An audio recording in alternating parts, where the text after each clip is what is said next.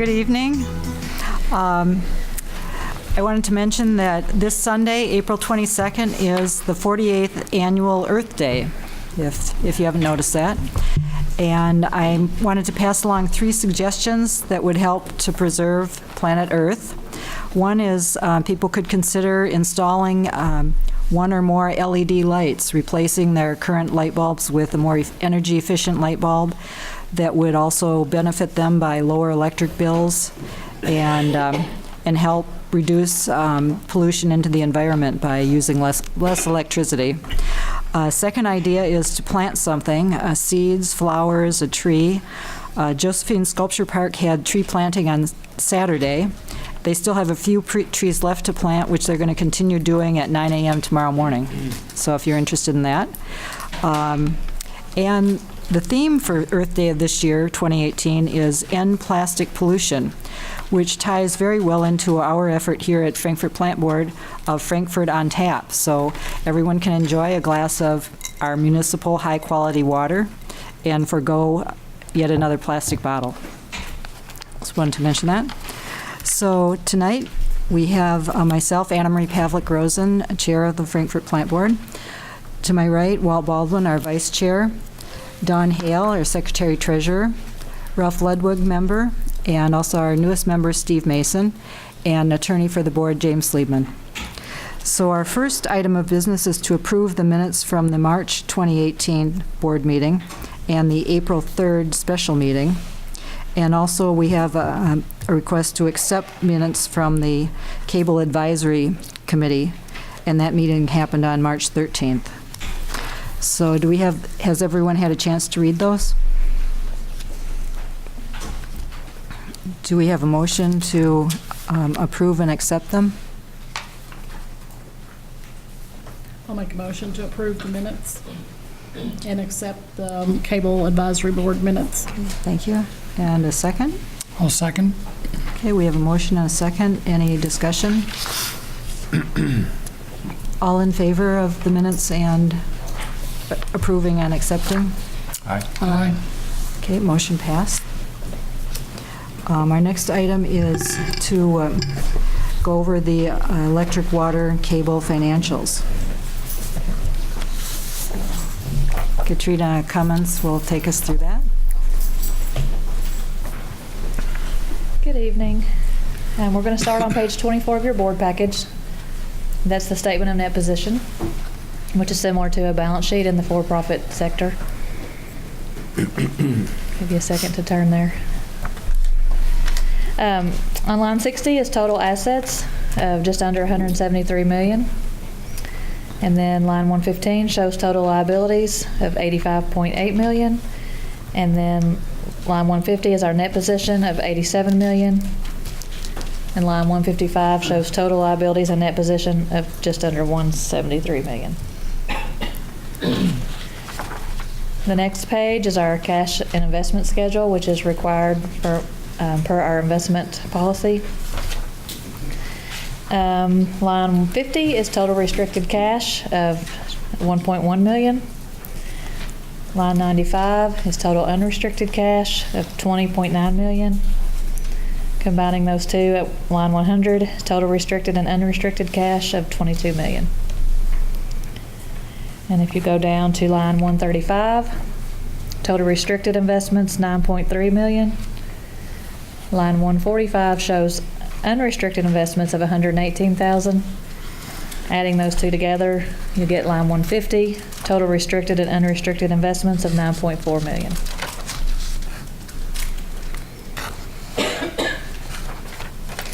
The next page, 26, shows all of our bonds, leases, and KIA loans payable as of March 31st, which is $42.8 million. And the principal due in 1 year is just over $5 million.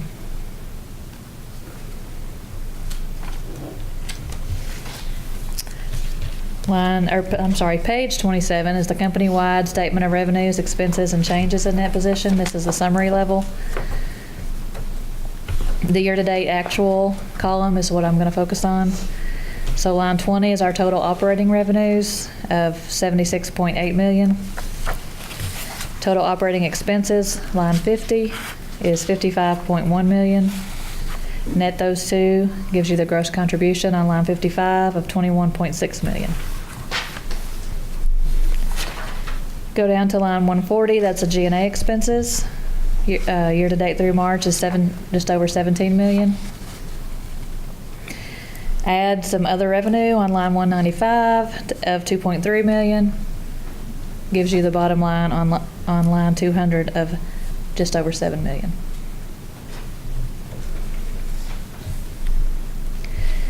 Pages 28 through 42 shows that same data, just at a more detailed level.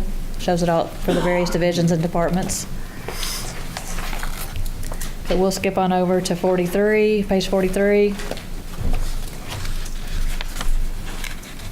which has the cash activity summary. This lists every bank account that we have, shows the beginning balance from the beginning of the month and all the activity at summary level activity throughout the month. Page 46 shows the detail of our electronic payments that ties back to those the summary sheet.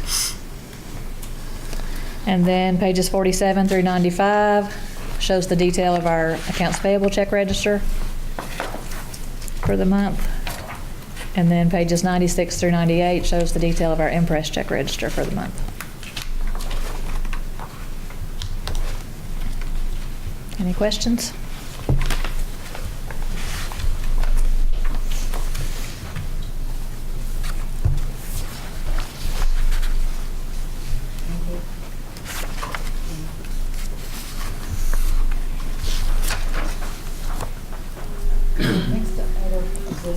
You need a motion to accept, Madam Chair. Oh, I'm sorry, thank you.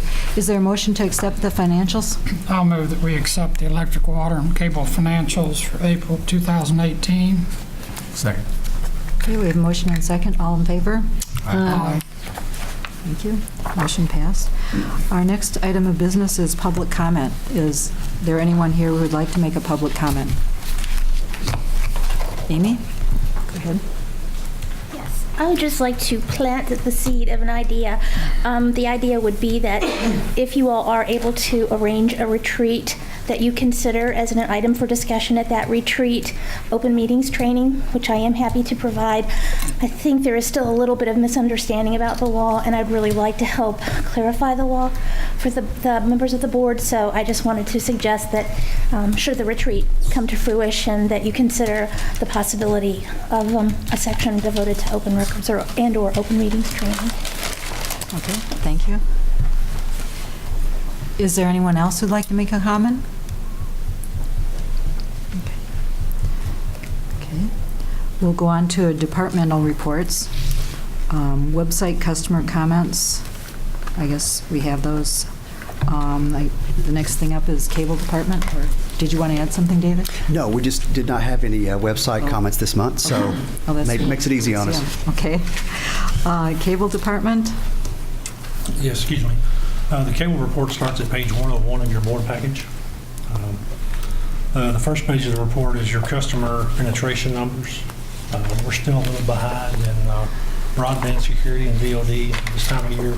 We are catching up from last month. It looks like we added about 100 modem customers. And I think it might be a part of the code temperatures, the cutoff, the reconnects, might be some of the skewing the numbers a little bit, getting out of the colder time of year. So it'd be interesting to see, next month as well. The next page of the report is the trouble call report. And basically we're down from this time last year. We're up in a couple categories, and mostly customer provided equipment. We are seeing that we're running into a lot of customer equipment, especially on broadband, where their modems are end of life and they need to upgrade. So I think that's one reason we're seeing an increase there. The other one would be the MTA. We have a lot of outdoor MTAs. Well, not a lot, but quite a few outdoor MTAs that are end of life that we've been replacing. And so I think that's why that number is up a little bit as well. The pages 103 and 105 are the outages for the month of March. And we basically had 5 outages nothing really uncommon. The only one that we had was in node 5. We had a transmitter failure in the head end, and that, we actually think it was, we're still using the same transmitter, so I believe it was some interference we were getting that actually shut it down. So that was the only strange one, because we haven't really had any of those in years. So, but I'd be happy to answer any questions if anybody has any. I know, I live in downtown, and in our area, I think there were 2 evenings, well, maybe that was April, but must be some work going on in the system in the downtown area. Yeah, that was actually node 5. That was one of the issues we had with that transmitter. And then we had an emergency repair last Friday, but it was actually in the morning, and it was actually a node module was causing some issues with the forward signal for cable modem traffic. Okay. And that might have been something you were experiencing. They fixed it on Friday. And typically you might see some of that in the evening hours as, the usage was higher, but that should be corrected at this point. Okay, that's good. Okay. And I guess the other thing in cable internet is the FIS program. And any further update on that, or? No, ma'am. We're just, as customers reach out to us, we get them scheduled in and set up. Frankfort Independent, I know, has given us a list of participants that are eligible because they had to approve those since they are going to be using grant funds or, I should say, city funds to pay for those. So we've got the approved list, and we're working through them as we get them. I know Dr. Barber well, and we talk frequently, so he likes to see this successful as well, and so we want to do what we can to make it that way. Right, and that was one area we talked about, and I had also talked to Dawn about maybe taking that as an initiative to work with the Dr. Barber and see if there's anything else we could do to get that project moving as it should. So, and then you had also mentioned that Samantha was someone working with Dr. Barber on that, and that she's on maternity leave, and that maybe that'd be an area that Dawn could see if they're pulling it together, because it may have lost emphasis. So that'd be great if you can work on that, Dawn, Sure. and see if there's anything else we can do to help the program continue. Okay. Does there need to be any board action on that, or just? I guess I don't think so, but I what's don't think James? so.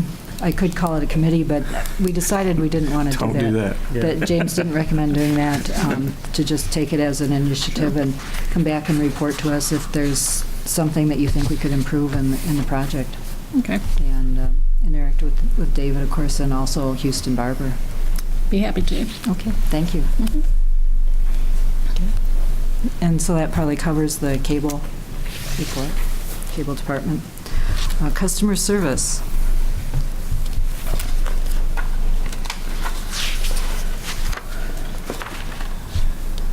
Good evening, members of the board. Customer service is happy to report that we've added some additional features to our customer service portal. We've added an easy step-by-step process for the budget billing on the portal. And budget billing allows customers to pay a set amount for their utilities each month that's based on the previous 12-month average. So the Cycle 1 customers can sign up now through May the 9th, and then Cycle 2 customers can sign up April 27th through May 24th.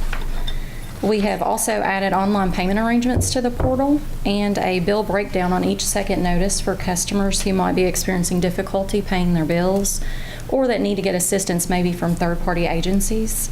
And then we've made changes to our internal customer service call flow, and we'll continue to monitor the progress of those changes.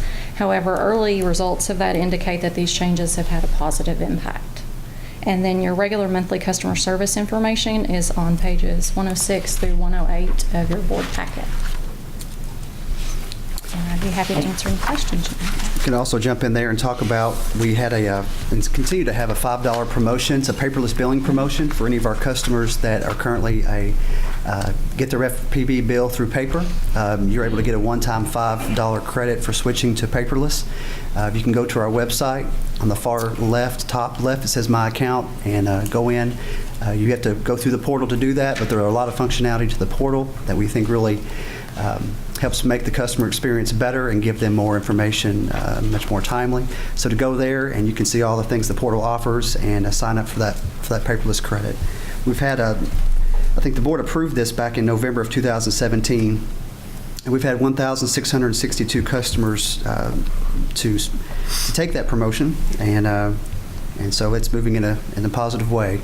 I think it's approximately 60 cents to produce and mail a paper bill, and so for every customer that signs up, that's 12 months at 60 cents each, and kind of cut into that $250,000 billing expense we have. So hopefully more people take advantage, and that's a little update on that. Sounds good. Thank you. With the budget, are you running any ads on Cable 10 or anything to promote people signing up for the budget? Currently, I believe there are billboards that have been placed, information on our website, information on social media, and I'm not certain about commercials at this time. I would have to defer. I think that those are in the works with Kathy Lindsay and the media, but I'm not 100% certain. Great. Okay, thank you. Thank you. Okay.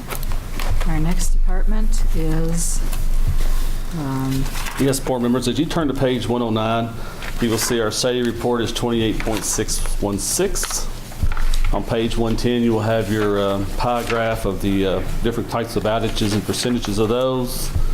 Page 111 is going to show the number of outages for each one of those percentages, and we had a total of 11 outages for the month of March.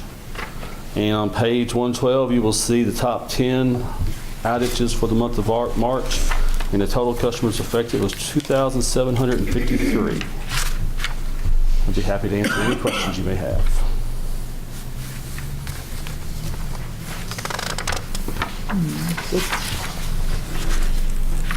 good. Thank you. So our next item is SEPA, and I think from the chart it didn't look too good. Madam Chair, Board, if you look on pages 113 through 115, you'll see the SEPA information, specifically on page 114. You will notice that for the month of February, the latest billing month, the plant board lost $25,631 on SEPA. And I also want to bring your attention to a typo at the bottom left on page 114. The February 2018 average market price for energy was $30.50, not $54.61. It got inadvertently put in the line right above that. So the lower energy price, the $54 was the energy price in January. So there was a significantly lower market price for energy, and then the total SEPA allocation that we were given of actual energy for the month was considerably lower than in January. So those two factors together caused us to have a significantly less than we did in January. If you remember, January we made right at $40,000. So again, the same conditions are in place. I would expect it to kind of, depending on market conditions, to kind of waffle around 0 to maybe a little negative for the rest of this year. Also on page 115, again, we provide you the 20-year chart of our net benefit that SEPA has provided to us. And so far for this year, we're $14,000 above breaking even. So I'll be happy to answer any questions you have. I just wondered if there was a reason why energy was so much more in January than in February. I would say that had a lot to do with the weather and the market conditions due to so much more energy usage with the weather in the United States. That usually is what drives the market up, is those kind of demands. Thanks. That would be. And it'll be difficult for even breaking even through the rest of the years that they're still working on the dams? They are doing some work on the dams. The forecast that we have discussed with them keeps us kind of in this same pattern going forward for at least the rest of this year. And late in 2018 is when they're projected to finish, I think, a little bit more work they have on the dams. But I don't think that's going to make much difference.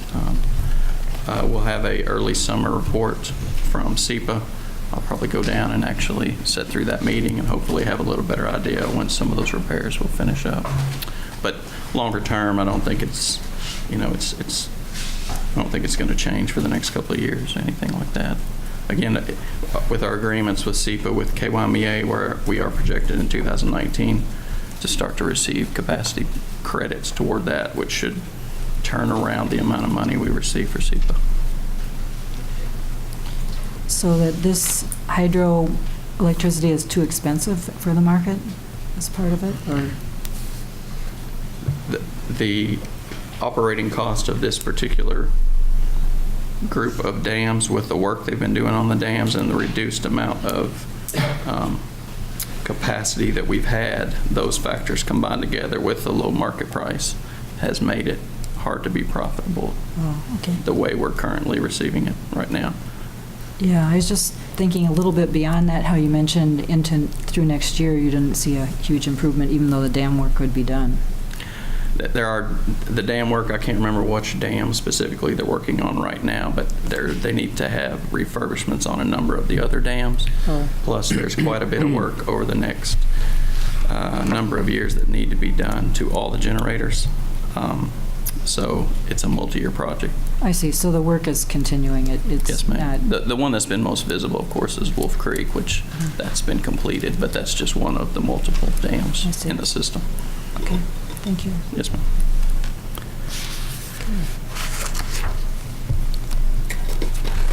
So,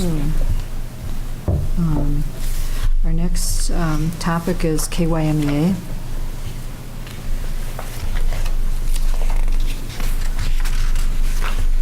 And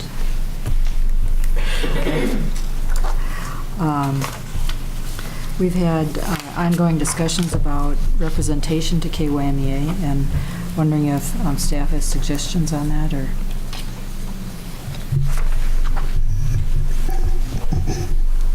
I know we've had some, like you said, conversations back and forth. Yeah. I don't think, as far as in discussions we've had, have had a whole lot of change. I think there's no doubt that Frankfort needs to have a representative to KyMEA. I believe it, so everyone understands who can serve. I think in the interlocal agreement, Article 3 says that a member of the governing body, a senior management employee of the member, so a senior employee management member of FPB, or a member's electrical utility system could be eligible to be a director or alternate director. So, no, ma'am, I'd be just open to hearing anything you might suggest on this. Okay. Any comments from the board on our representation? So I've talked about this a lot of times, and I think the general manager has to appoint someone to be at our meeting if it's this Thursday. And I'll make a motion if it's in order to do that. But we have to have someone at the meeting Thursday. I think if they meet Thursday, don't they? This month would be next Wednesday, the 25th, this particular month. Yeah. Then next Wednesday, I'll make a motion that the general manager appoint a representative to the KyMEA board and have that person at the meeting next Wednesday. Okay. Before we second it, do you also think maybe that ought to be somebody out of the electrical department? I don't want to micromanage the general manager. The general manager can make the determination who that should be. I'll second. Okay. Discussion? Yeah, I'd like to hear the general manager's reaction to that. I think before we vote. Sure, the board of directors, I know we've discussed, I heard a comment about continuity of service. And I think instead of making my comment would be that whoever's appointed, this would be an appointment that would continue to be at every meeting. This is not, would not be a one-off, and every month we're switching up. So we're making a. I'll amend the motion to make it that the general manager appoint a permanent member. Sure. To the KyMEA board, and that representative needs to be at the Wednesday meeting. Sure. Well, I would be willing to go and be the representative, so I'd be willing to do that. That's your prerogative, the general manager. You make the appointment. Sure. Would it be I'm in the interim phase, and I know the board's looking for a permanent general manager. Would, if I appoint myself, would you or the board be open to when the new general manager comes in, or would you rather have me stay if I appoint myself? If I'm answered that's obviously the appointment is subject to change by the board. in the future, so. I agree. I don't think we have to address that particular subject right now. Okay.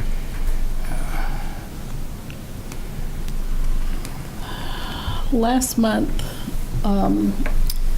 Chairman Rosen, you had submitted some guidelines. Yes, I had proposed some ideas. And I think David had submitted a resolution, and so I wondered if we wanted to discuss, there's been so much controversy in the past with the representation and the board giving last-minute directives and things. If we wanted to include in Steve's motion any directive so the general manager feels that he has some support of the board in the votes and decisions that he makes.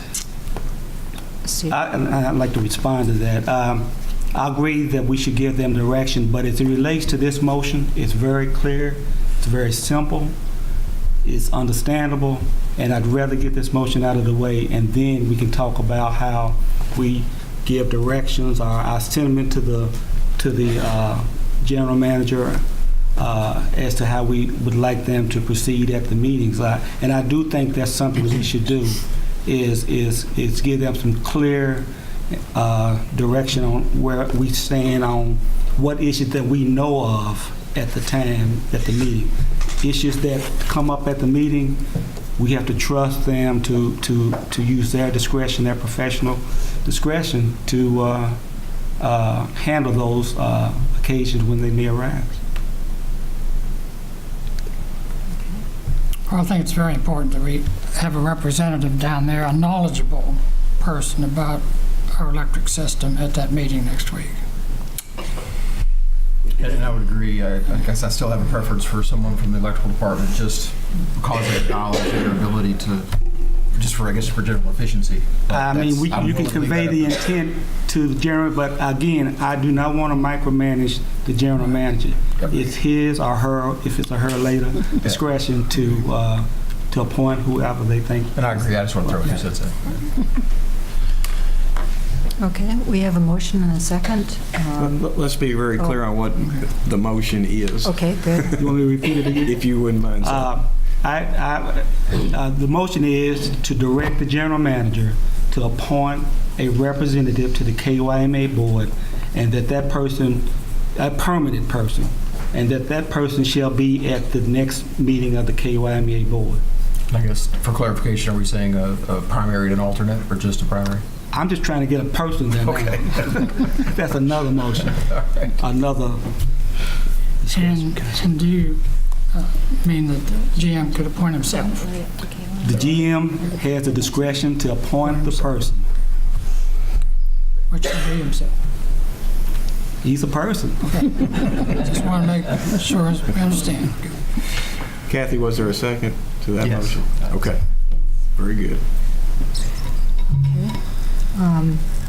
I believe we've discussed it, so we're ready to call for a vote. All those in favor? Aye. Okay, no one opposed? Passed. Okay, do we want to entertain a motion for a alternate or?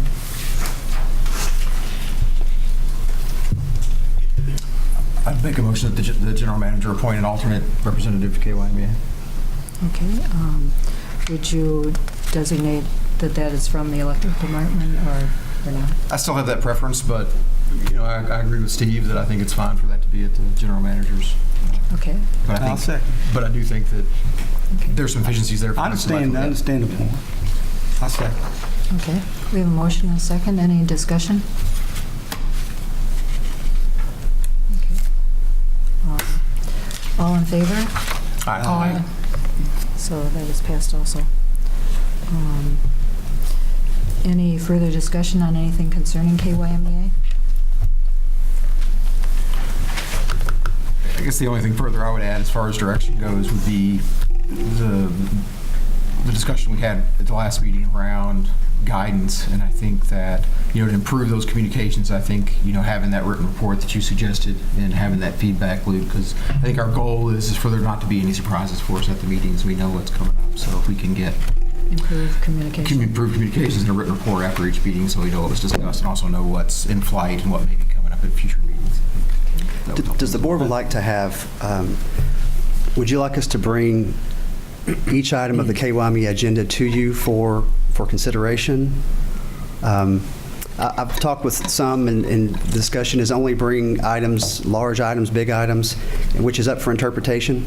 What might be a no-brainer for me might be important to one of you. And having some clarity as to what rises to direct board direction relating to a KYMEA item, I think is important. Just to avoid confusion, and also to make sure that whoever is representing FPB is following out the wishes of the board, and that you feel that you're represented well. I guess my thought on it is that as long as we're getting the reports, we can let that evolve over time. As long as we know what's coming up, we can provide guidance in the agenda planning meetings or wherever that goes to things we might think rise to the occasion of the board, instead of trying to be too forward-looking here. Okay. I know we haven't had representation for 3 months. Getting back up to speed, I'm sure we can get right on that. If there are items coming in this April meeting, we'll just talk internally and use our best judgment. If there's something worth, I think, getting direction from the board, we might ask for that. Well, one thing that does come to mind is having the meetings taped in some way, some record beyond the minutes, because they're so limited in scope of depth. Yeah, I think the board approved having those taped back in November, which Yes. we did tape December's. And so, yes, whoever goes would be taping the meeting, videotaping the meeting. Can we maybe step that up from the cell phone and start actually sending cable 10 or whoever to have more? I tell you what, I would prefer that to be a board vote. I mean, I'm using employee payroll time and equipment to travel to alternate locations throughout the state. So I would like a direct motion if you would like a cable 10 group to go. I'd like to speak to that. I mean, obviously I would like an audio video, but I think perception-wise, it may look overkill for us to be videotaping a meeting. We're looking over the shoulder of our reps. When the meeting was here in Frankfort, it was videotaped. But that's because Frankfort Plant Board videotapes everything that's of interest to the city.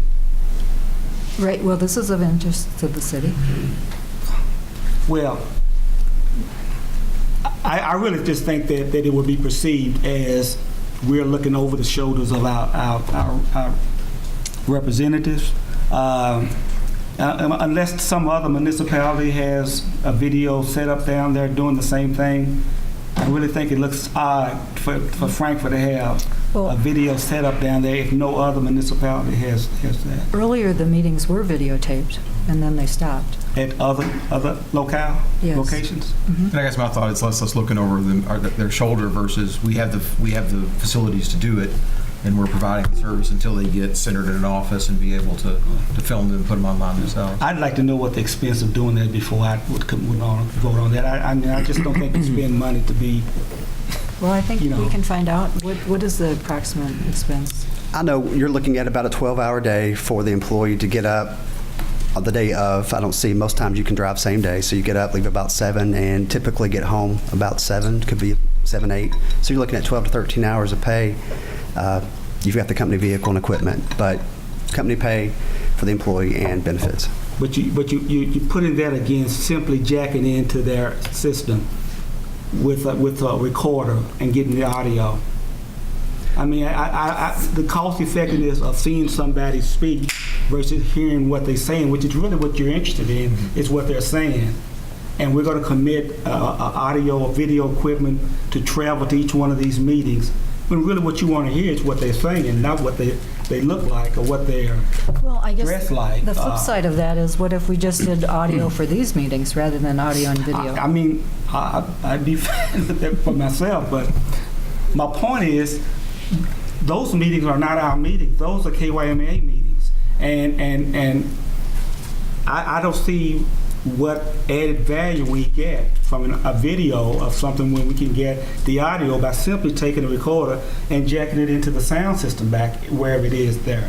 Because all these systems have jacks in them, audio jacks, where you can just jack into them and record. I actually don't know if that's the case in all the places they. Well, then we could put a phone on the desk and record it. And I guess I'm that's just saying, you're committing staff to traveling for video, which is really a perk in a sense to us, as opposed to what you really want is the audio. Well, I'm not, you want to know what they're saying, Yeah, I not guess- really what they're looking like. I guess I'm not concerned too much with whether we send a team down there, but I am concerned about, the quality of the product we get back and whether the audio is intelligible. And I also do think there's benefit to the video. So I would like to have audio and video. Yeah. And I'd like to it seems beneficial to have more than a cell phone recording just because of the quality of it. And I know originally when they were recording the films, they had a small camcorder or a tripod, and that's acceptable to me if we can get back to that level of recording. But We had at the December meeting, I was a rep for 1 month, and we put an iPad. The screen is similar to the software we projected and considered using ourselves. We walk through the agenda, the KyMEA walks through the agenda on the screen, and items are pulled up on the screen. So we took an iPad and pointed towards the screen so you could see all attachments, and we don't have mics running like we do now, so audio could always be an issue. But that's how we did in December, and that's what I would tend to do if, whoever goes next Wednesday would, unless the board wants us to commit those resources, then we'd probably do the same setup, unless, I don't know if that's kind of where I'm at. Well, I think it's just a courtesy to KyMEA to bring it up in a meeting and say we're going to come and do that rather than showing up with our cameraman and, We can certainly send an email ahead of time. I guess the other point I would make, this is, I don't know, the fourth or fifth request we've made to have the meetings recorded. The first one being, I think it was May or June of last year, and those were to KyMEA. And there's been another one subsequent to that to KyMEA and two to our staff. So. And since the board asked us to do it, we have done that. Yeah. Since the board took a vote to have them taped, we've done and carried out the board's wishes as we always do. One thing I'd like to sit back and look at too is that communication, understanding what's happening with KyMEA has been, well, not complete. I mean, we don't fully understand what happens in meetings because the minutes are limited and there is no video or audio tape. When you look at, if you're going to discuss something with someone, like telephone or in person, which is better? And I would say listening to an audio tape versus actually seeing the meeting going on, getting the gestures of people and how the discussion goes is important to understand KyMEA, where we are half of that cost, half of the benefit. It's important to us, at a considerable level of financial commitment. So I think we should try to find our way to actually videotaping. Well, I'd like that to be, because I'm opposed to that, because I'm not for spending money for something that really is not necessary for what you're trying to get. You're trying to get an audio and hear what they're saying and understanding what they're saying, and I don't need a video to do that. And and I haven't been here long enough to know exactly how this budget is and how well it is and how much surplus is there, but I'm not for any time spending money just because you think you have it. I'm not saying you're saying that, but I wouldn't, if I was short of money, if I was watching my money and all I needed to understand was what was going on in the meeting and hear what was going on, I would not commit the added money of sending extra staff down, extra video equipment down to tape something that is not, in my opinion, necessary. You can just listen to it. That's just my opinion. But our Frankfort Plant Board customers have the advantage of seeing the whole meeting. And why do we do that? Because the Frankfort Plant Board, it works directly for the ratepayers in Frankfort. The KyMEA works for a lot of folks, and it's not saying that they're not important to Frankfort, but you're wanting the audio and the video for us, for the board. That's what you're asking. You're not asking for this audio and video for the Frankfort community. And I'm saying if it's just for us. Well, no, I believe the original motion was to post it online, so it was. No, I didn't hear that in your No, there isn't a motion yet for this. Okay. But no, the original motion where I believe we originally talked about it, it was to make it And we do available. have it on our website. Yeah. We do have the previous meetings. Yeah, I think it was to tape the meeting. I don't think the direction on how it was disseminated was in. Just a discussion. I knew we talked about it, but I didn't know where it fell. But no, I think it's an excellent point, and I would like that to be more public and be exposed, and those to be out on video. Well, again, And the original to your point about conversation here cost was is- that it was for our better understanding. And I'm saying from my point of view, if I have the audio, I'm old enough to know when you had the radio, and I clearly could understand it from the radio when I was young enough, and that's all you had. So if all I need is an understanding and not an entertainment, all I need is the audio. So, but I'm through with my Okay. speech. So Go ahead. I tend to agree with Mr. Mason. So that's, in a situation like this, would ask for board direction. If you want me to do that, I would like a majority of the quorum to tell me to do that, to put resources into that issue. So otherwise, I would continue to use a device to point towards the screen and get majority audio and video of the presentation materials. And we can't do that for closed-door sessions anyway. Correct. So. Yes. I guess, my thought is, is more about quality, and I'm not particularly hung up with sending the Cable 10 guys down there. I'd rather save that resource too. And if we could get back to something analogous to what was originally available with, a camcorder sitting there that has good quality that we can actually hear and can see, I do think there's value in the video.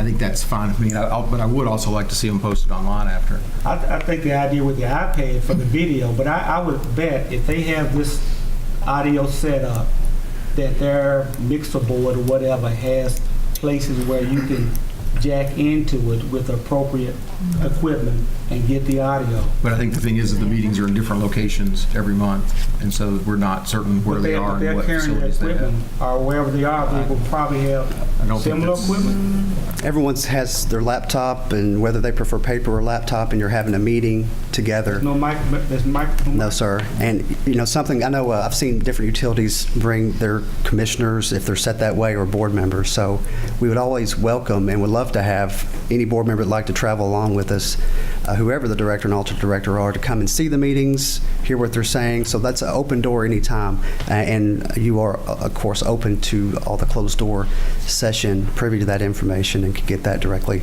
also. So it's worth pointing. So unless told otherwise, I'm going to continue as we did in December. Well, I guess, just for clarity, I guess I would make a motion that we record audio and video of the KyMEA meetings of a device that's reasonable quality to hear and see, and that those meetings be posted on our website subsequent to the meeting. Okay, is there a second? Okay, I'll second it. So we have a motion and a second. Any further discussion? Okay. We'll go ahead and vote. All in favor? Aye. Opposed? No. No. Okay, so motion failed. David has asked for direction. Is there any direction we want to end up with here?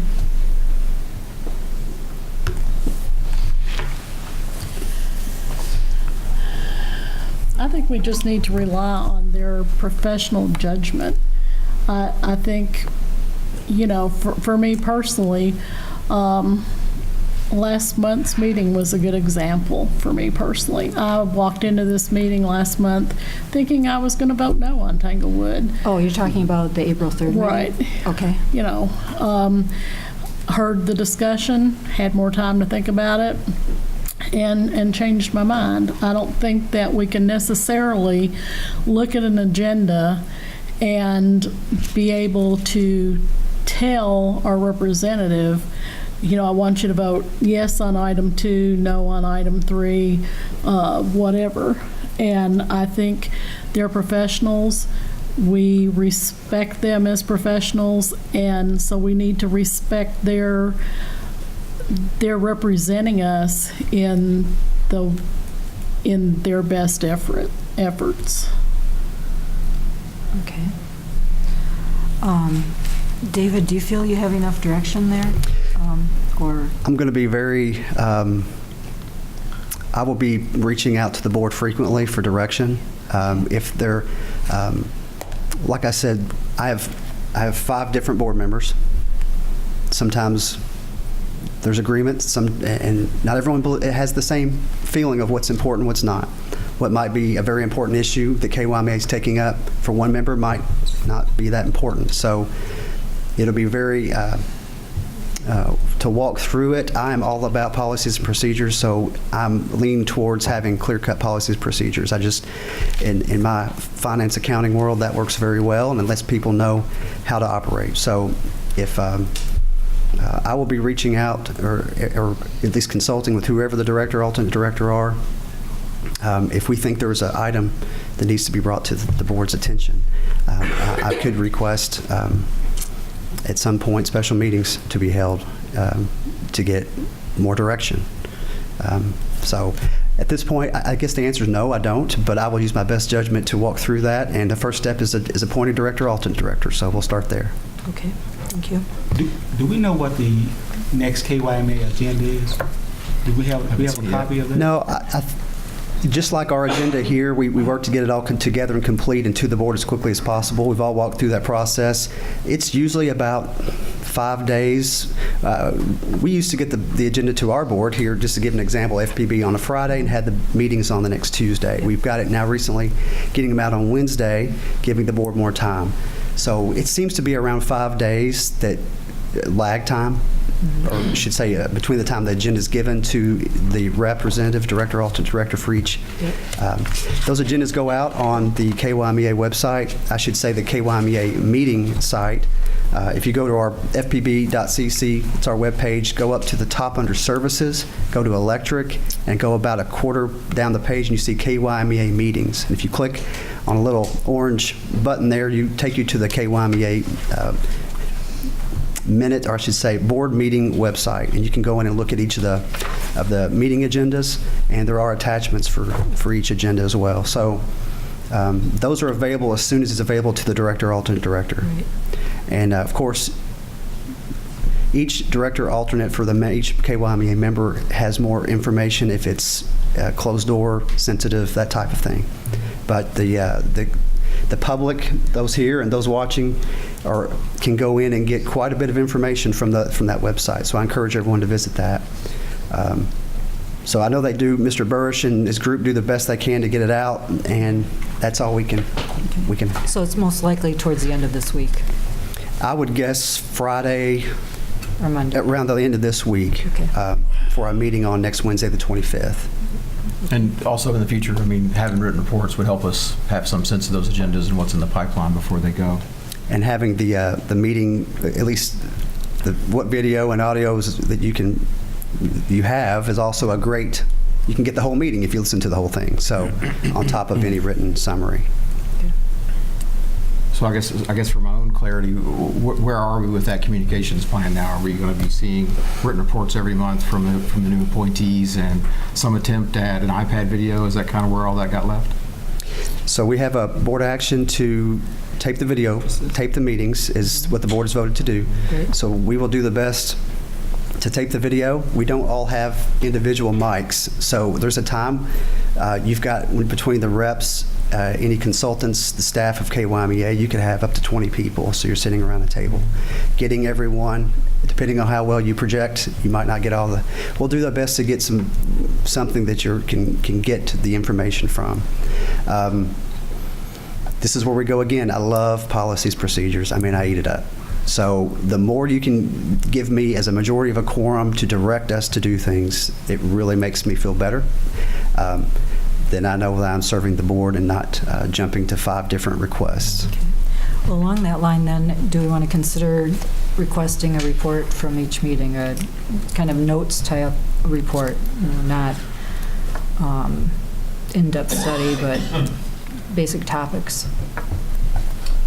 I mean, I think I don't want to make it so detailed that it takes you from the time you get there to the time our meeting to write it, but some brief summary of kind of what went on. I mean, the gist of the meeting. I think it's common sense, just let us know what it's about. Well, a parallel I thought of was the NCTC meetings that John Higginbotham would go to, and I think now Harvey attends those, where they write a few paragraphs about the different issues. Okay. And that's a model that could be utilized. Yeah, I think as long as we have some sense of what went on, what's coming up, and what's, months down the future, so we have some sense and we're not surprised by things as they come up, I think that's what we're shooting for. Okay. Is that consensus enough? Do we need a motion? Are we good? Oh, what David likes. Well, we are all in public talking about it. I seem to see everybody seems to be, we're no closed doors here, and I think everybody seems to be that that's a good way to go. So I don't mind to direct whoever the director alternate is to do that. Okay. So written reports. Okay. I would also be happy to loan you a pocket recorder to get better audio if you'd like. Pocket recorder. That sounds awesome. Okay. And on KyMEA, I guess we have one other thing it's been talked about, I've read some about it, is IRPs, or integrated resource plans, that we historically haven't done that for ourselves. We've done load forecasting, but it's something that the Public Service Commission requires of investor-owned utilities to do and co-ops to do, and hoping that KyMEA is looking toward that to resolve, do we actually need to add more energy sources in 2022, or are we going to be forecasted out of needing more? And yeah, because we have purchased our power from Kentucky Utilities, an investor-owned utility. Yep. They are the ones that are supplying, or I should say, setting up their own portfolio. We've just are a customer, so that's not been an issue for us for years and years. Now that we're with KyMEA, I remember we went to a meeting of the executive committee, and they mentioned, you talked with Doug Burrish about IRPs. Yep. So we've had that conversation, and I think those are tools that are going to be used going forward. Okay. Well, yeah, I think that's good, and I'm hoping that maybe we can have an IRP before we commit to any more resources. And I know when he did his presentation here in January, he talked about how important IRPs are, but I guess I'm not clear on when it would be implemented, is my question. Okay. Well, we're still developing. I know KyMEA, as in presentations that have been presented, there's still pieces of that portfolio being laid in. I know Mr. Brown Thornton that was here back, I think this was at the January meeting possibly, gave us an update on solar and natural gas piece of the portfolio. So I know the board's aware those are coming, and I'd have to look back at his update at that time, but I know that's something that's coming our direction, so that'll be, to my knowledge, one of a decision coming towards KyMEA. So that would be what I consider a large piece, and would definitely want this board to give the director alternate direction on how to vote on that. And that's, I guess I've known about that coming because actually the request for proposals went out in April of last year. So those proposals that are in are approaching a year old. So maybe it went out in March. But how we can decide on whether we want those, unless we have an IRP, I don't see how we can do that. Okay. And I would agree. I mean, the IRP is a critical planning resource to be able to make those decisions about portfolio and what that need is, and it's difficult to make an informed decision about what the appropriate levels are and what the appropriate resources are without having that decision-making tool in front of us. So I think it's important that those efforts get moved forward so that we have that in front of us to get a clear, comfortable picture of what the appropriate economic resources are and what the appropriate resources are for all the member utilities. I know the question of capacity and other things have come up. Doug Burrish responded, Mr. Baldwin, to one of your emails about information requests, load data, all the load data of all the members, reasons why KyMEA made decisions on projections related to capacity and portfolio types of energy. Is there anything else that KyMEA can provide that would make you feel better about their projections related to energy portfolios, anything that would make things, as we start off on a new relationship with the director alternate, that would help to put your mind at ease or to at least move forward with this, because it keeps coming back, and I don't know where it... Oh, and thanks for that question. I mean, it's clearly at the core of all of this. And I think the short answer is an IRP. I think if we had, that holistic amount of data, so that it wasn't, individual pools of data, I think that would help us a lot and build some confidence and understanding of where everything's going.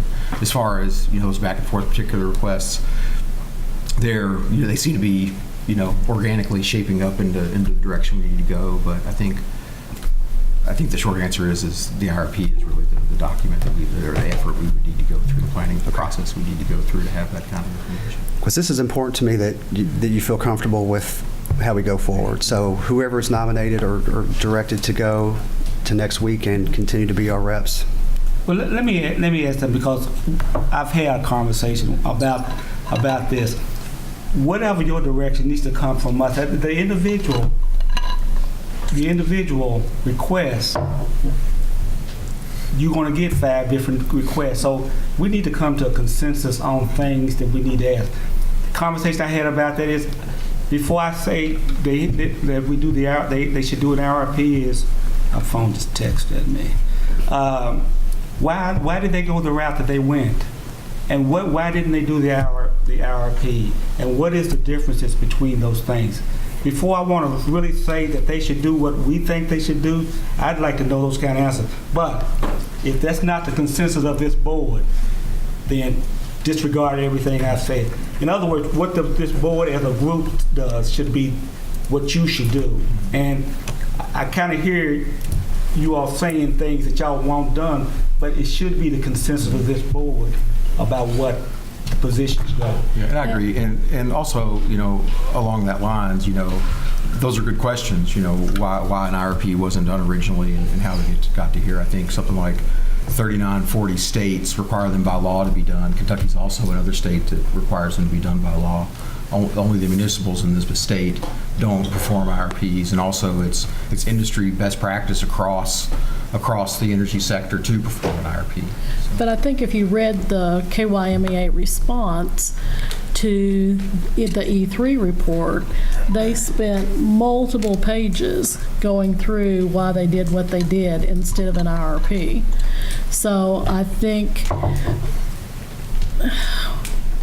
again, a difference of opinion from consultants maybe, but I think KyMEA was very comfortable with why they did it the way they did it and explained it really well in the response from KyMEA to the E3 report. I guess my point is really not about the position that you have, the chair has, I have, or whomever has.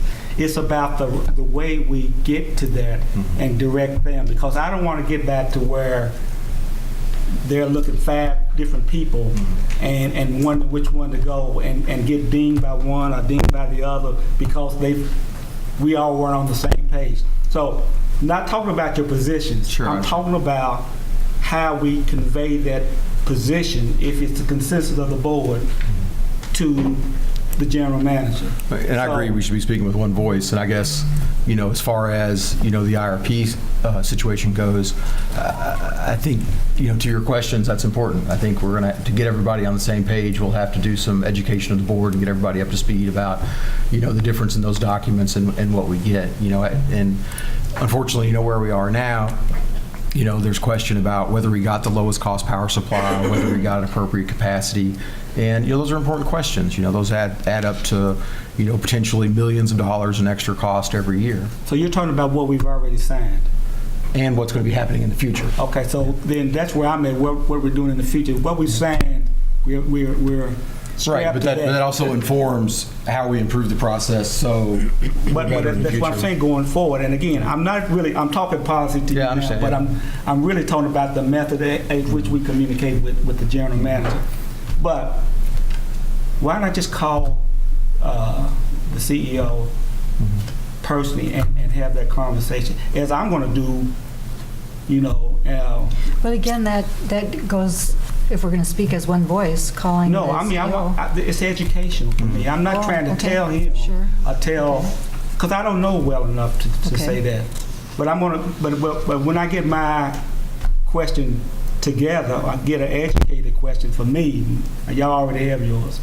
I'm gonna call Doug and sit down and try to let him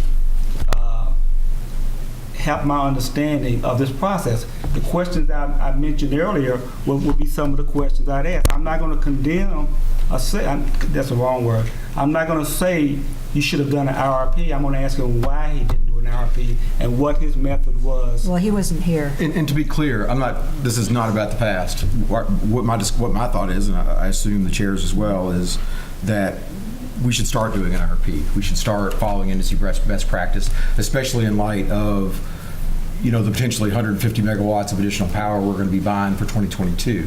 So we should have all those planning tools in front of us before. And I'm not disagreeing with that policy. And I also all I'm saying is I'm going to ask KyMEA, Doug, if that's what they're doing, if they're not doing that, why aren't they doing it?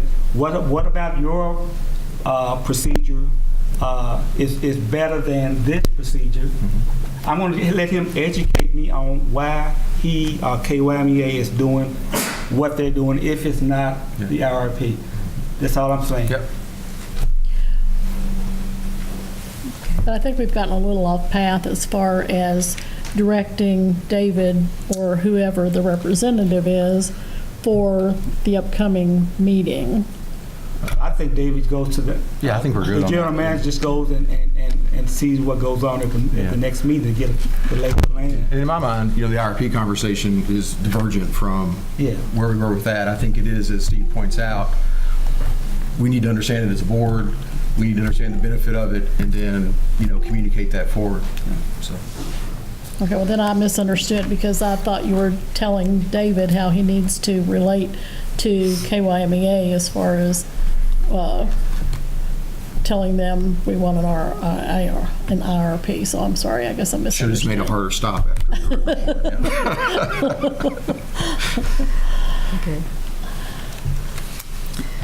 So. But I do think it's important we do it as fast as we can, but that's not where we are today, so. Okay. So on the question of understanding an IRP and the benefits of it, is there anything we want to do in terms of education for the board about that, or a way of understanding it? I know Steve is going to talk to Doug Bresch, but is there anything else that we, I know there's some literature articles. There is a lot of online stuff I can circulate to the board. Another thing that pops into my mind as I say that is Jim Gardner, who used to be with the PSC in Kentucky. I ran across a PowerPoint online where he did a presentation over the benefits of an IRP, so I could circulate that, and maybe, depending on the output of that, maybe we consider having Jim come and speak to us. I think that's a good idea. I think I could also remind the board on the response, KyMEA's response to the Frankfort Plant Board on its request of August 1st, 2017, starting on page 9 through 15. I think, Mr. Mason, some of the questions you had, I think that's what they were referring to as KyMEA gives their response as to why they did what they did and how it compares in a chart to what is considered an IRP process. So that might give you some information as well. So that's the August report from KyMEA? It's their response from Their June. response. Okay. That was, Mr. Mason said one of the questions was wanting to understand why they did what they did, and that was their answer to the Frankfort Plant Board. And just to be clear, this is all about, we've got this 2022 power purchase coming up, and, let's get in front of that this time and know what's going on there. And I would also echo, a conversation that the chairman relayed to me as she spoke to Doug Bresch about it. He is a proponent of doing an IRP and intends to move that away. So I think what we're looking here more is maybe information where he is with that, and try to hope to get it before we actually start making decisions on power. I think, Mr. Mason, your point's good. I think Mr. Burrish is very accessible and has been very willing to talk. He's saw IMPA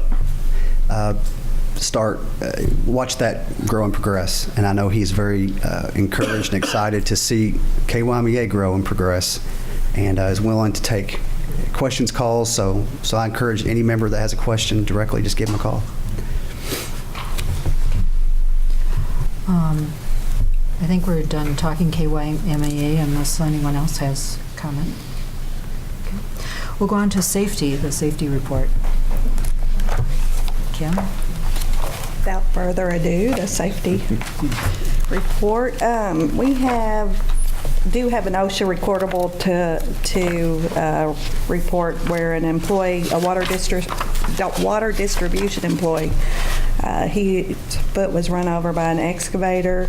Luckily, his foot was only bruised, and it resulted in just 2 days of restricted duty. But that's one of those, we call it an OSHA recordable, but it really falls into the serious close call category. So we've done some investigations and some retraining on that, and are dealing with that. And there were no vehicle accidents for March. When you say his foot was run over by an excavator, is that one of ours, or was yes, it? Okay. We had an employee standing behind an excavator, and the operator, as he backed up, his foot got caught under it was one of the smaller excavators, so that was one of the factors that played into us being lucky that he wasn't more seriously hurt. So. Any other questions? All right, thank you. Thank you. Okay. Water distribution.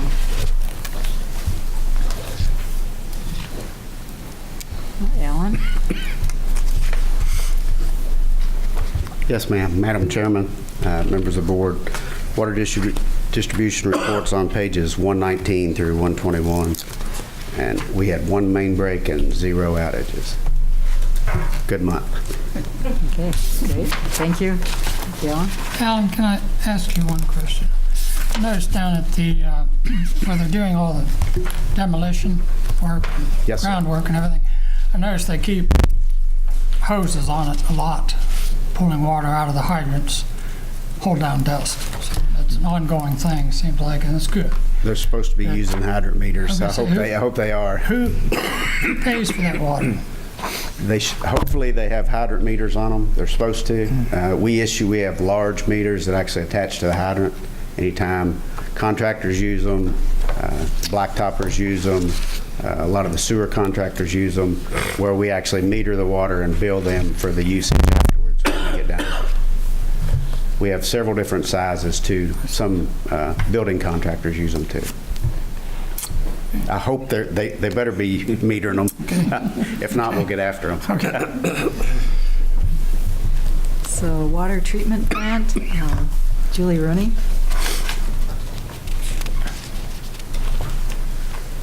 Good evening. The water treatment plant report is on page 122 in the board package.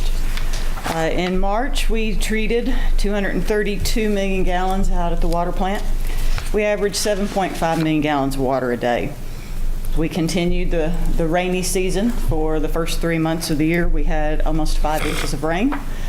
And because of that, we had a considerable flow in the river. You may have noticed it's been up. It's been muddy for most of the last 2 months, really. So we had 19,900 cubic feet per second of water moving past our intake. That's 12.9, almost 13 billion gallons of water a day moving past the intake on average. So there were other days when we had considerably more water. The other thing I wanted to bring to the attention of the board and our customers is we have posted our required 2017 water quality report on our website. It's in the documents section if you go to the Frankfort web page and look at that. Also, customers will receive either a hard copy in their bills next month, I believe it is. If you receive a hard copy bill, if you are an e-bill customer, you will receive an email with a link to that report on our website. So this will be directed to everyone's, for everyone's reading pleasure. And I would like to point out, I think, Kathy, this may be the first opportunity we have had to use our new Frankfort on Tap brand. That's good. Any questions? Great, thank you. And our next item is action item. Consider changes to job classification and compensation plan, salary range adjustments effective July 1st, 2018.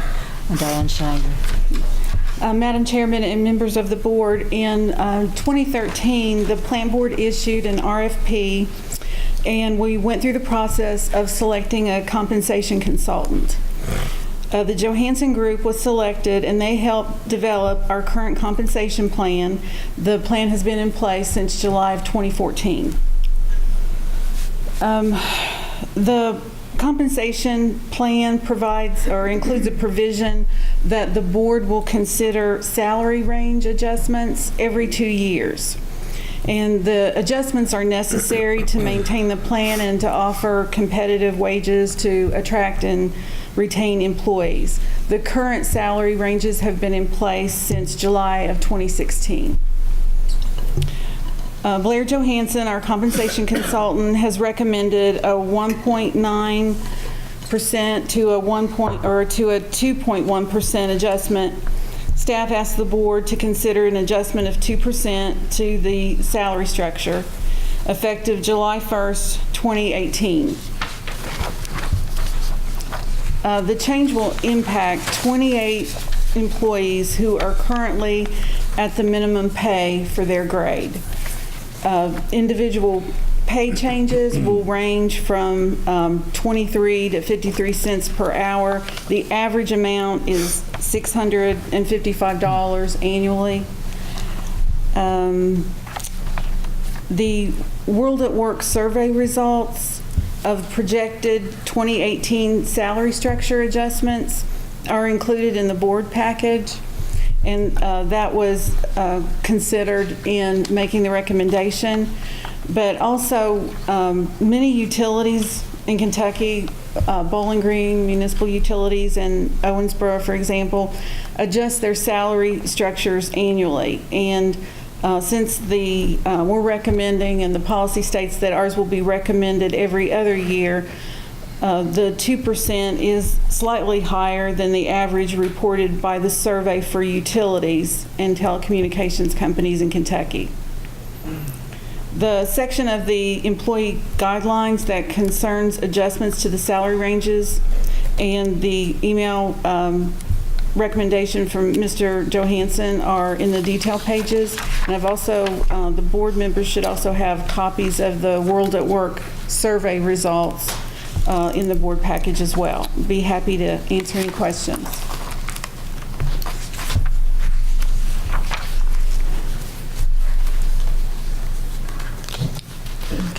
We've done this once or twice before, have we not? Because this new compensation plan's been in operation now for, I guess this will be the third year, won't it? Well, since it was put in place in 2014, I think we have only adjusted it once, and that was in July of 2016. Okay. And, this is not a cost of living increase, for all employees. It just is the salary structure and the pay range, the minimum starting, and then the range for the salaries. Trying to keep these minimums up a little. Trying to adjust these minimums up. Okay. Yes, to be competitive. There's a very tight labor market right now, as you know, I'm sure. I know we went through an enormous amount of work, and the staff did, to reach this compensation plan that's in existence. And my philosophy on this has been that we need to try to hang with it as long as we can, and not get off the track if we're going to achieve the goals of this overall plan, which is to get us up into the median of what comparable employers pay. So I'm sympathetic with this. Okay. Any other discussion, or do we have a motion? Go ahead. You said these go across various pay scales. Mm-hmm. Over that spectrum, where do the majority of those minimums lie? There are minimum. Mm-hmm. You know what I'm asking? Yeah. Well, I can tell you that half of the employees who will be impacted make less than $30,000. And then the others, most of them fall in the $30,000 and $40,000 range. if that helps. The starting salary, for example, for grade 100 currently is $11.48 an hour. So we would be raising it to $11.71 an hour. Now, as I've had a conversation with you before, is this impacting anyone else who may not be able, you know, sometimes when you bump up, some people already have been there a little while longer and are already there, and, you know, now you have another problem. Well, you know, all employees right now, based on the compensation system, are eligible for other increases, either a 2% every 6 months, or if they're over the midpoint for their grade, then they're eligible for a cost of living and a merit if the board approves a merit increases. So they move along in that manner, I think. But you understand the question where when you bump the minimum of a grade up, and someone who may have been there a little longer than the person that's being bumped up now finds himself equal to the person that just got bumped up because of a grade. Is any of those kinds of things occurring in these? So are there employees these employees, once they move up, then they would be at the same pay level as other employees who've been here longer? Yeah. And I guess that's possible, but usually these are new employees who are starting out, and they're not eligible for the 2% and the 2%. But, you know, that's something that we would have to look at and consider. And if that's the case, then we would take it to the general manager, and he could approve an increase, you know, if there was a situation like that. But I think it would be rare. Because that would obviously add to what this cost impact is. It might not, you know, that's the indirect or hidden cost of some of these things. You know. Yeah, and I did not look at that. You know, I just looked at who was at the minimum and if they were impacted. So. Yes, we're not proposing anybody. This is just those at the minimum of the grade, or those that fall within that, the rise from minimum today to what the minimum would be. And of course, the goal of the compensation plan was to move someone from the minimum of their grade, which is below market. Midpoint of the grade is considered market pay, based on the studies that were done for municipals and state government and various other entities. So the idea was to be able to move people through their pay grade in a reasonable time frame.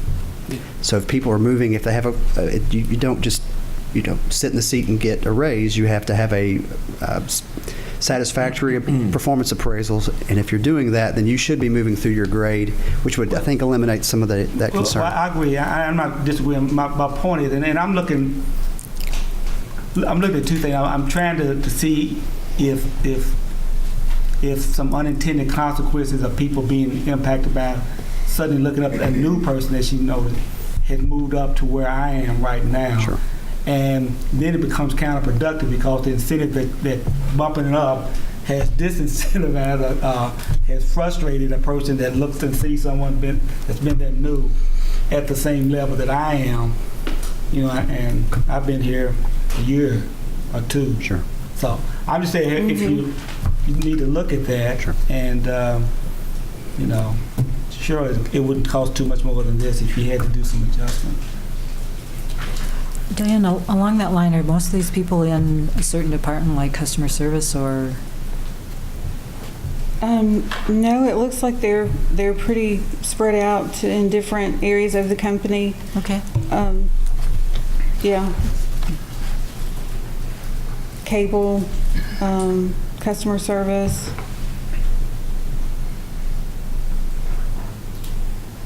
Several cable.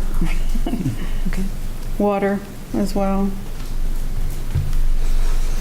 I'm not surprised, telecom, we've had quite a bit of retirements, and so you have a lot of new employees. New hires, yeah. Which is a good point. I know at the Christmas party, right at the end of December, we talked about 12.5% new employees in the company. So. Okay. So are there any other questions? Do we want to make a motion at this point? I'll move that we act upon the recommendation of our compensation consultant to make an adjustment of 2% to the salary structure effective July 1, 2018, again in line with what's been recommended and discussed this evening. I'll second. Okay, we have a motion and a second. Any further discussion? All in favor? Aye. Okay, motion passed. Item number 6, consider approving Myrick 69 kV main breaker engineering contract with Leidos Engineering for the amount of just under $40,000. Ben Foster to discuss. Yes, ma'am. Madam Chair, Board, I'll read bits and pieces of I hate to read to you, but I'm going to read bits and pieces for the benefit of people watching and things like that so they'll understand what we're talking about. But in preparation for the transition from Kentucky Utilities to KyMEA in May of 2019, the Electric Department has identified key improvements to Myrick substation that must be made in order to ensure a smooth transition to a new energy supplier. These improvements would include the addition of a new 69 kV breaker, metering equipment, and relay panels. The Electric Department has requested that Leidos Engineering assist FPB with the design and testing of the new equipment. Under the proposed contract, Leidos will assist the plant board with the design and bidding of substation steel packaging, protective relay panels, and breakers, and Leidos will also provide the plant board with on-site testing and commissioning support for the new equipment. Staff recommends the board approve the contract with Leidos for a cost not to exceed $39,856. Myrick substation is our main receiving station where the power comes in for the town, and the work we would be doing in this particular place is critical. If you have issues at that substation, you have issues for most of the town. So we really want someone, and Leidos has done a bit of work with us in our substations through the years. So we want someone who has a lot of experience with this to kind of come in with us, help us make sure we're doing it right, because this is one of those places you really just can't make a mistake. We need to make sure we get it right when we do it. So we're comfortable with them. We've used them in the past. Again, it is professional services, so you wouldn't have to bid this particular issue as far as the professional services. They will have us put together bids for other components of this. You will see those other components in the new budget as we come out, and that be done. In your agenda item, I have a little bit of information down here about the funding. The funding for the portion of this project to be completed during the 2018 fiscal year has been moved from another project we had, the Downtown Reconductor Project, that is less time sensitive and can't be completed in a future fiscal year. So we're kind of moving some of that into the next year, and we'd like to move this forward. And I have there the capital budget where we would actually move this money from to do this particular work. The remaining capital improvements that necessary will be included in the upcoming budget, as I was saying. The staff attorney has reviewed the contract, and they meet with his approval. And I'll be happy to answer more specific questions for you. I tried to be concise without getting into too much detail, but I'll be happy to answer more detailed questions for you. Well, it's great that they're going to help us with design and bidding and so forth. And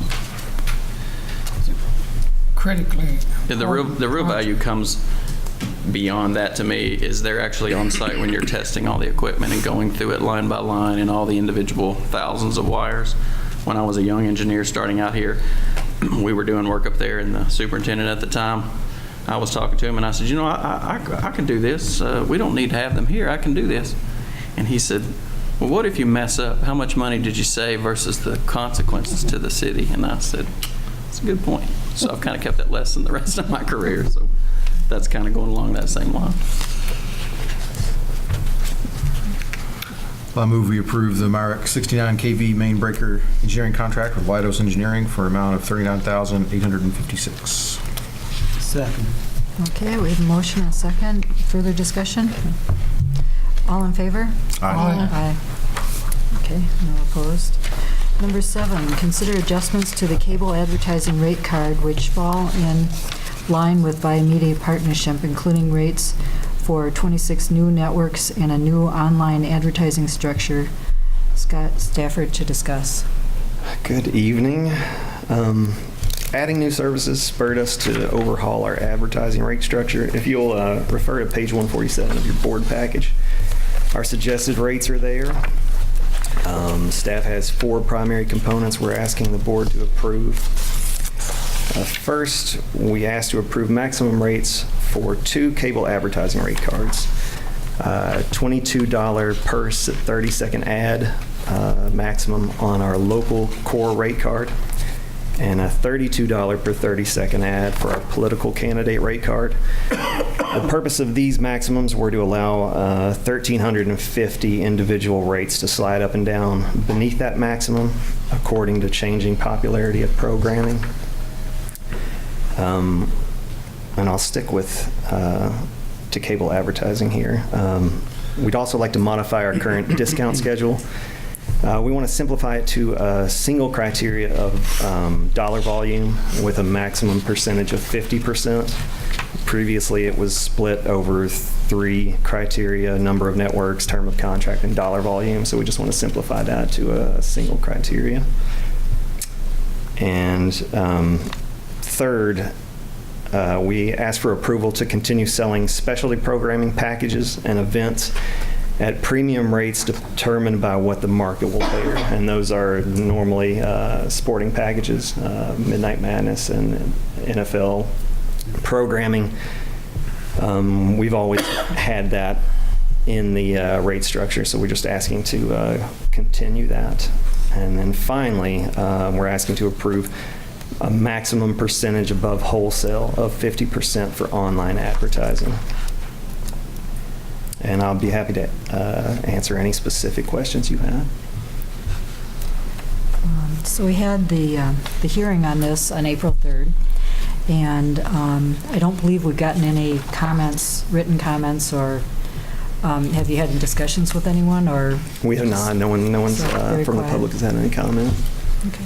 So everyone appears to be satisfied, or they don't understand it? Yes, one or the ma'am. other. And again, the fact that these are maximums, you know, right. There are cases, especially with the online advertising, where we may never reach 50%. So we want to be competitive. So. Right. Okay. So, do we have a motion on this?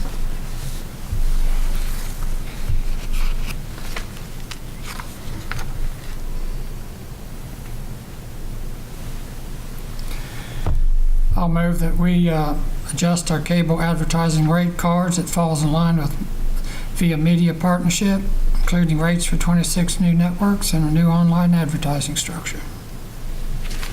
I'll second. Okay, we have motion and second.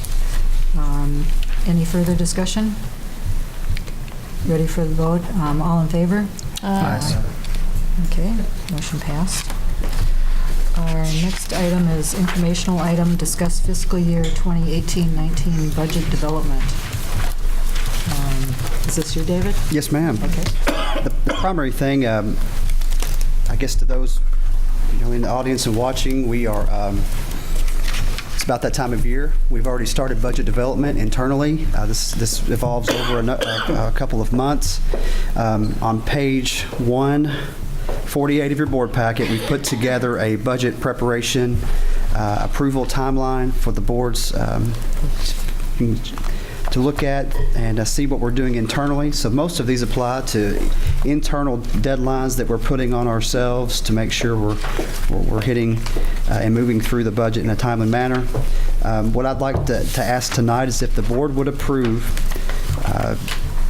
setting budget meetings, public budget meetings for June 5th and June 6th from 1 p.m. to 5 p.m.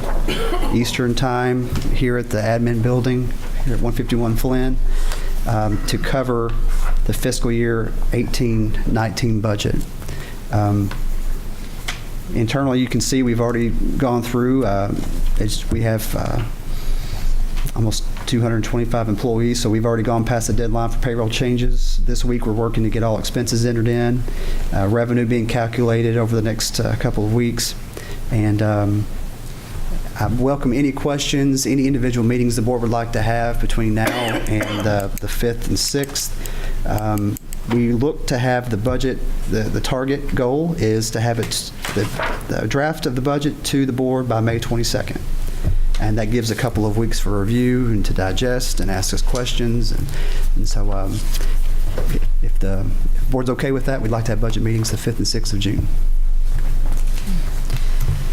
Do we have pages in the book with that? We just have that, it's the very last page. Oh. Yes, sir, it's page 148. Yep, the very last one. It might be sticking or something. So the board, the Frankfort Plant Board. Very last sheet. Oh. I had trouble finding it.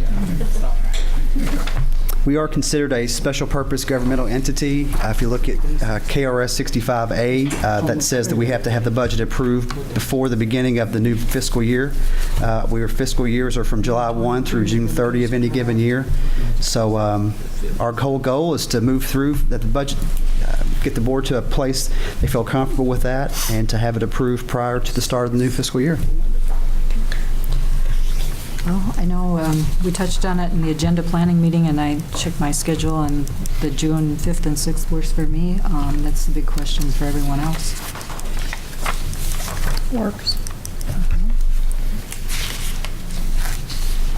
So, Steve and Ralph, if you can get back to David on whether that's an okay schedule for you. Or...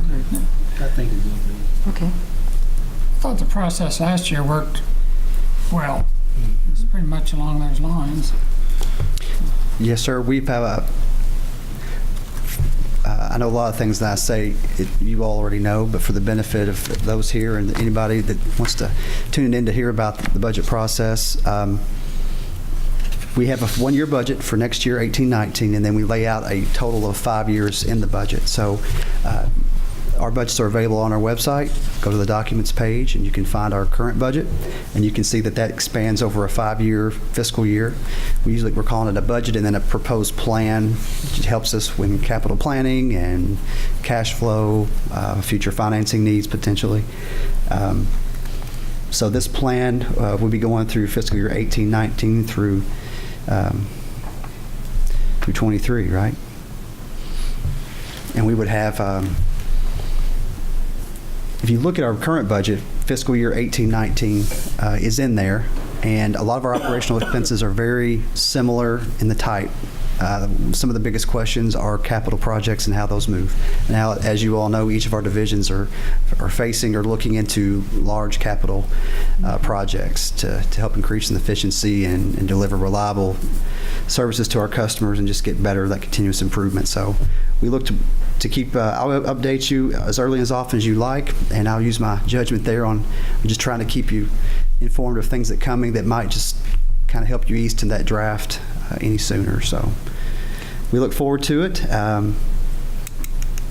We've had things have worked in our favor and to our projections to this point. The staff does a great job of putting this together. Many have done this many times, so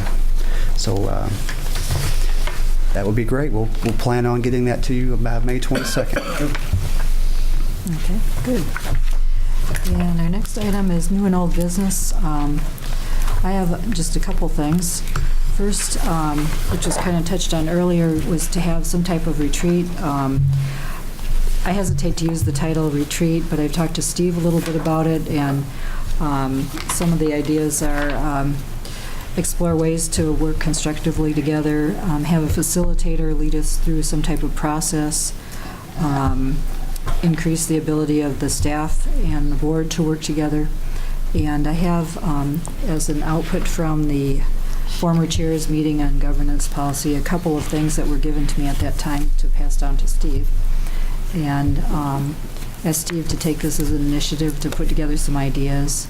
I think we've determined from understanding the KRS a little bit that it needs to be in our service zone, or our area, but I'm thinking that it would be good to have some place that's neutral, that's away from our normal day-to-day business, to go through a process, talk about things.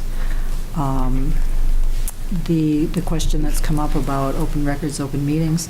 I'm not convinced that fits, because here we want to just work on more abstract ideas, and we can have open records, open meetings at a regular meeting and, include it at that point. But Steve, if you would take that and see what you think would work and come back with us, get back to us with a proposal. I'll get consultation. Yes, I encourage you. And I was thinking, Ralph, you have a lot of experience being on the board. You might want to consult with Steve on putting together a proposal. We can call it a retreat, but it's really a special meeting. Well, yes, in any case, what we call it. And when it's a special meeting, we're confined to the agenda. That's correct. I don't know if that's the case. I mean, James, do we have to, if we're not actually doing plant board business, does that fall into? No, it's an open meeting. I know it's an open meeting, but does it fall into the, how does that set? Does it turn into a special meeting? It's a special meeting just by the fact it's not at your, if you don't do it at your regular location and on your regular schedule. Right. And that raises another thing, is that when I first came on the board, when Mr. Smith was GM, we had what he called a retreat, and that was down at Shaker Village. And we had a consultant come in and tell us about some aspects of the energy business and so forth. And the disadvantage of having it off someplace is that our constituency can't necessarily attend that easily. So you can call it a retreat. It's really a special meeting, confined agenda. And if we want the public to see and know, it needs to be here. Well, by here, you mean in Franklin County? Well, somewhere close. Well, Franklin County essentially is our service area, so relying on Steve there to make a recommendation. But I'm thinking, my concept at least, is just not in our normal thought position. So someplace, a different building, different place. But Steve, you're going to say something. Well, I guess I kind of disagree with just a little bit. The retreat is for the board, but that doesn't necessarily it means it's not a public meeting, and the public is not cannot come or cannot witness it or whatever.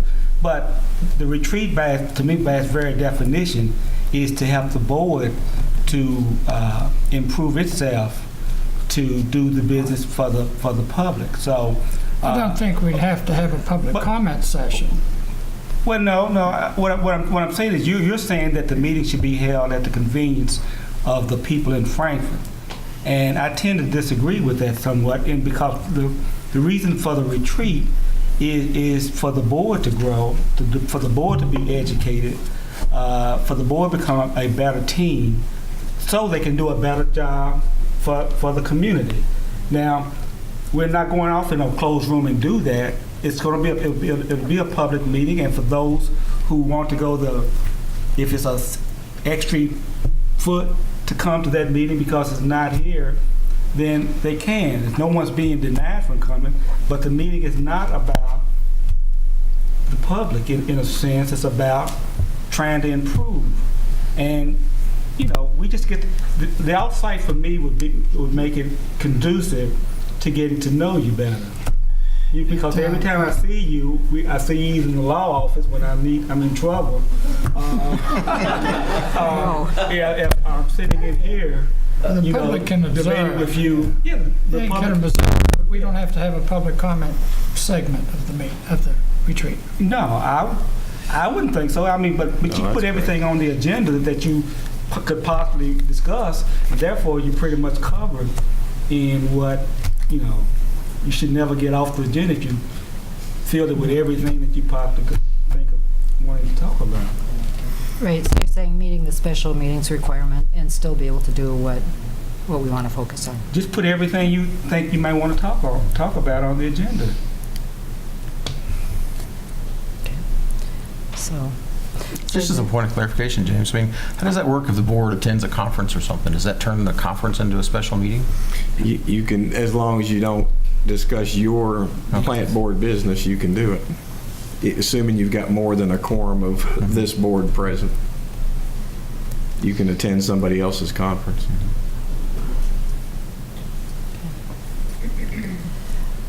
Okay, and then I had a second item, which is fiber to the home and our focus on that, that just today we got 2 calls at my house to say, don't you want to sign up for our internet service?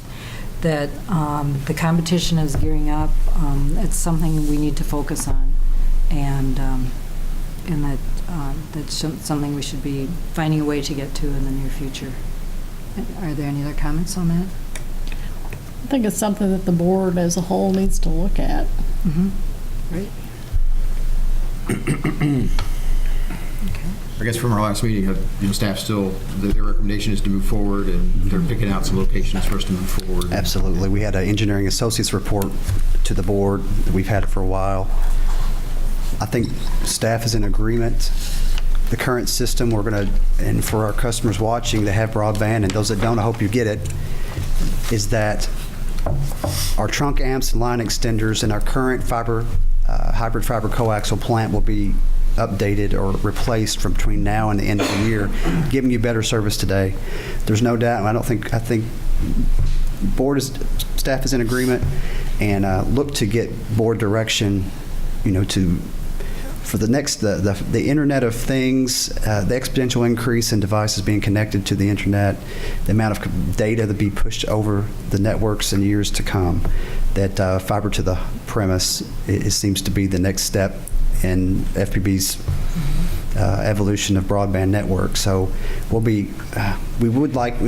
get official direction at some point. We'd like the board to agree that that is what the board would like to do, and from there, if everybody's in agreement, we move forward. Then it's designing and taking off, implementing that design.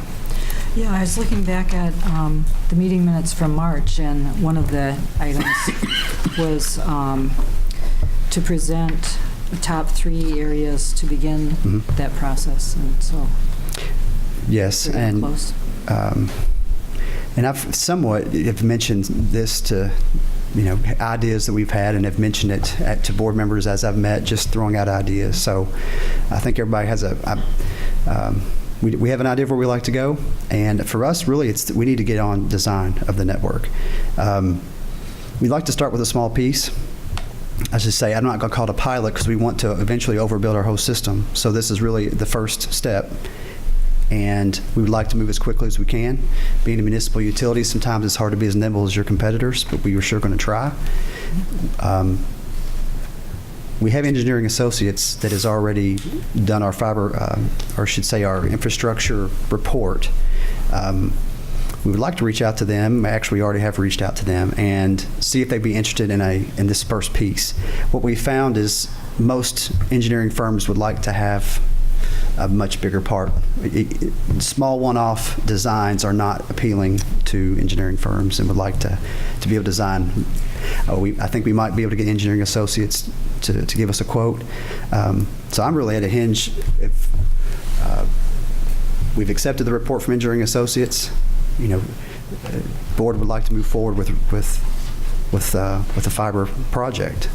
I've looked into discussed our ability to discuss competitive business in a closed-door session.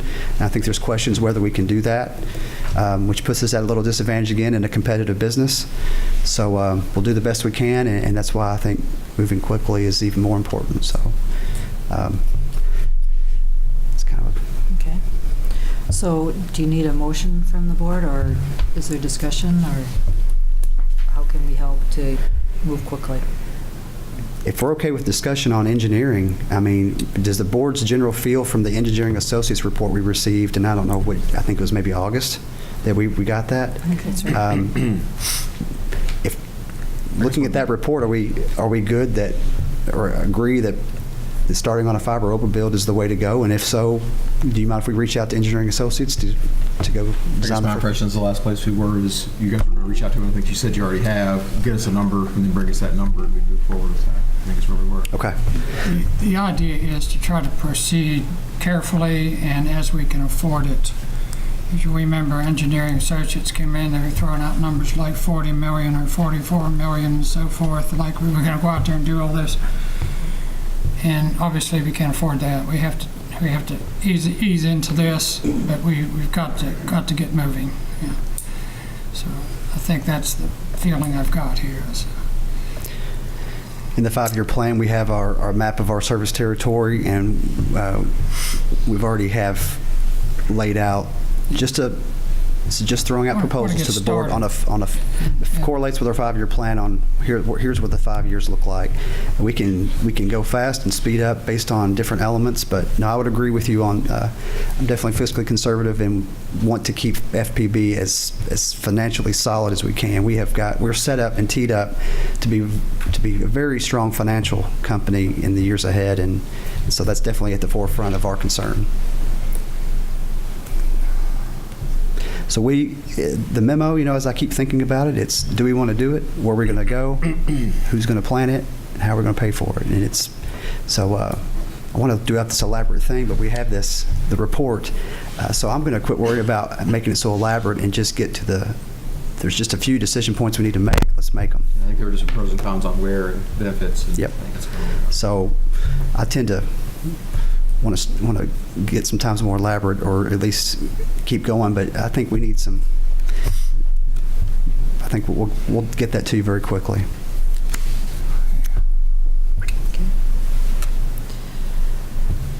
Okay. Any other new and old business from anyone? Okay. Then we'll go on to the next item, which I believe is general manager comments. Madam Chair, I don't have any additional comments tonight. I mentioned that I got my emails today. Kathy Lindsay sent out an email to remind the board members that in our budget we provide for some scholarships. Some scholarships going for some of the high school graduates who are interested in along certain lines and so forth. And I thought it was very interesting, but what I was particularly noticed was that we're partnering with the Rotary Club of Frankfort to actually implement this and to help us with this. And I thought it was very interesting. It's a good thing. I'm very enthusiastic about this sort of thing. Kathy, would you mind? It is an excellent segue if the board would entertain just a quick discussion of that, or if you would like to hear. Sure, I'd like to hear Kathy's comments so the public can benefit from this as well.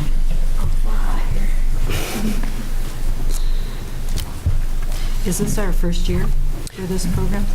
This is my 6th year, and I don't recall us having a scholarship. I forgot that we put this in the budget. We're excited. This will be the first year that we do the FPB scholarships. We have partnered with the Rotary Club because they have a long history of awarding scholarships to our students here in Frankfort. So they have a process already set up. We were kind of like, why reinvent the wheel? But we would like to focus on our students who are interested in careers and career and technical education. And that can be a lot of the STEM subjects, allied health, advanced manufacturing, a lot of pre-engineering. And so what may be a great secret here in Frankfort, unfortunately, is that we have a great program out at Franklin County, the Franklin County Career and Technology Center. And students go there from all 3 of our public high schools to study these courses.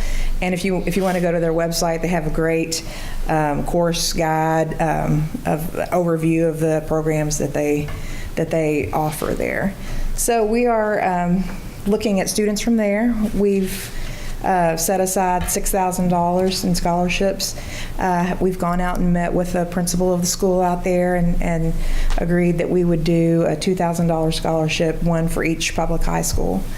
And we have an application process in place. We're sending out the applications this week, and we hope to have, there's a committee that will be going through those, including the principal at the school and myself, and a committee of some Rotarians. And we hope to have those awarded by the end of May. All schools have like awards days. And so we would like to have those announced. If there's award days, and then whoever the recipients are for the FPB awards, we'd like to recognize them here at our June meeting. So is this for high school graduates? Yes. Okay, so it's essentially vocational school after graduating from high school? Yes. Okay, The CTC in Franklin County, it's a supplement to courses that students take in their high school if they're into a certain program like nursing, again, this allied health, vet techs, dental assistants, but then they also offer pre-engineering courses. There's a wide range of, they do mechanics, auto mechanics, carpentry, and there's a wide range from, as far as skills, different things that you can do, and I can send you a list if you'd like to see those. That's fine. I read the list. But a lot of those students go, they can go directly into college, which if that's what they want to use the scholarship for, if those are the ones chosen, but a lot of them go into specific programs, like a welding program that can cost like about $30,000 for a year-and-a-half program.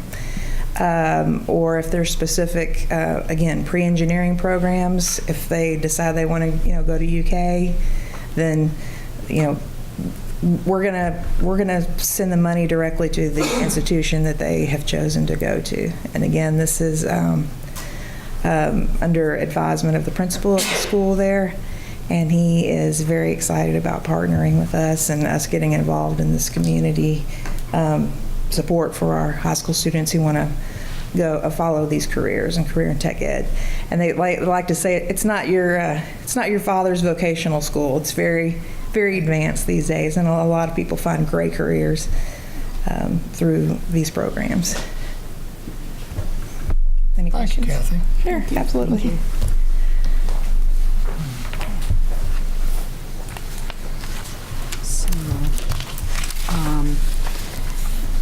Our next item on the agenda is a closed session. Is that something we need? Okay.